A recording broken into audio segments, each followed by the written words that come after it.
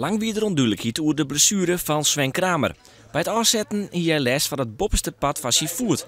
Onder hand van sportarts Peter Vergouwen liet Kramer hem behandelen en daarna nam hij een soort rest. En dat had geholpen. Nou, bij een parselunch in Hotel Tjada in Oranjewoud maakt de reetrieder uit Oudskoot on alle twijfels en ein. Sven Kramer is blessurevrij. Ja, ik ben eigenlijk nou sinds pas 3 jaar helemaal van mijn blessure oud en dat is eigenlijk gewoon uit sliepen.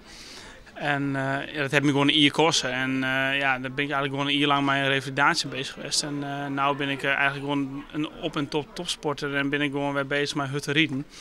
En ik ben al heel blij dat ik gewoon weer pinevrij kan rieden. En ja, nou ben ik gewoon bezig om zo hut mogelijk te schaatsen.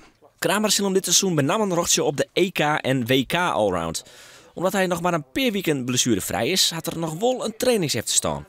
Ja, nou goed, ik sta nog net op het niveau van werk hoe ik van het iets oud ben stap natuurlijk, 2 jaar. Maar ja, het gaat wel goed. Ik skaat wel lekker en technisch gaat het goed en ik voel me fris. Maar ja, de motor die moet gewoon nog beter.